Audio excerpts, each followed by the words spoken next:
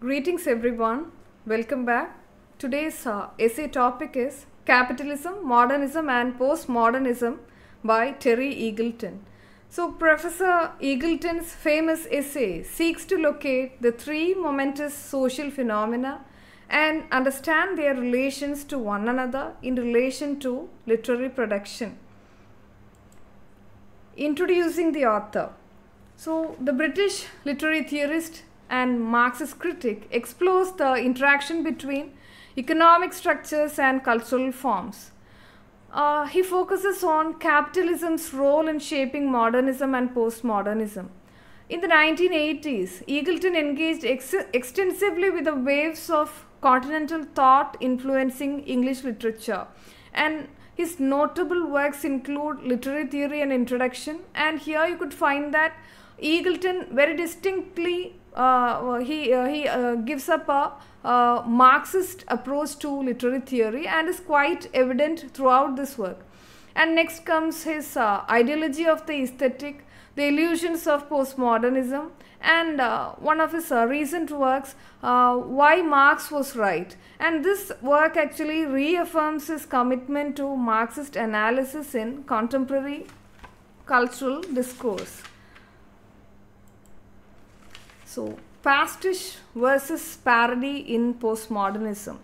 So, here you could find that in the beginning, Eagleton quotes a passage from Frederick Jameson in which postmodernism has been called the cultural logic of late capitalism. And you could find that Frederick Jameson compares postmodernism to a pastiche. Eagleton also agrees with Jameson's judgment and admits an element of parody in it. So here it's high time to know the meaning of pastiche. So here pastiche is actually a postmodern playwriting technique that fuses a variety of styles, genres and storylines to create a new form. And here it can be called as imitation without satire. And devoid of historical depth or critique when it comes to postmodernism. And when it comes to parody, it's actually a work of performance that imitates another work or performance with ridicule or irony. So here you could find that he ridicules postmodernism, and he says that postmodernism unintentionally parodies avant-garde art, mocking its revolutionary impulses by commodifying them. Eagleton describes postmodernism as a cultural logic that aligns closely with the late capitalist era. Unlike modernism, which resists the forces of commodification and seeks deeper truth, postmodernism is characterized by an embrace of surface irony, pastiche and rejection of grand narratives. So, avant-garde sought to merge art with social life and political action.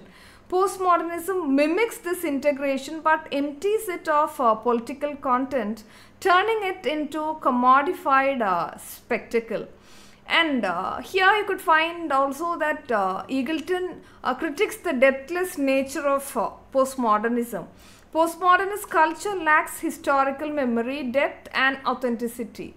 The depthless nature of postmodernism, a concept very much popularized by Frederick Jameson in his critique of postmodern culture, actually refers to the absence of depth, meaning or critical engagement in postmodern aesthetics and cultural forms. Jameson argues that postmodernism exhibits a waning of historicity, a detachment from historical understanding and a flattening of the past into a collection of commodified images. And you could find the commodification of reality over here. So, a social reality under capitalism is already aestheticized and commodified. Postmodern art reflects this by mirroring commodification rather than critiquing it, resulting in anti-representational artifacts. Capitalism prioritizes profit, efficiency and expansion. It commodifies not only goods but also culture, turning art, literature and even human emotions into a marketable entities. In capitalist societies, cultural expressions often serve to reinforce or critique this very system. Eagleton's view that cultural forms in capitalist societies are often shaped by market demands, blurring the line between authentic expression and consumer product. So here comes Lyotard's performativity principle that Eagleton quotes. So capitalism prioritizes performance over truth, valuing efficiency and outcomes over classical epistemology. Science and art are subsumed into systems of power and profit. Lyotard views postmodernism as a continuation of modernism. So both attempt to break free from past historical constraints and seek to disrupt or disengage the established order, refusing to accept the present condition as permanent. However, Lyotard argues that modernism, which once aimed to disrupt systems, has itself become institutionalized. So this critique points out the irony that modernism, which was originally radical, is now part of the very system it sought to challenge. And Eagleton's explanation of modernism, it actually attempts to disrupt and critique history, but is ultimately institutionalized. And according to Eagleton, when it comes to postmodernism, it rejects grand narratives but is complicit with capitalist commodification. So according to Eagleton, postmodernism mirrors capitalism's consumerism and fragmentation. Cultural products loses depth, and they become commodities for instant consumption. So Eagleton sees modernity as an ongoing state of flux. It exists in a constant cycle of being rejected, institutionalized, and then re-emerging in new varied forms. Eagleton views modern as not tied to a specific cultural period, but as a permanent ontological possibility. So this means that modernity is timeless. Got it? It always disrupts traditional categorizations and historical periodization. Modernism is depicted as continually being reborn, playing a cat and mouse game, according to Eagleton, with history, and it suggests a Nietzschean cycle of forgetting and rebellion against past narratives. And here again Eagleton brings in Walter Benjamin's ideas of historical amnesia. So Walter Benjamin, described here as a German Jewish cultural theorist and Marxist, contrasts modernity with the political present, particularly from the perspective of the oppressed.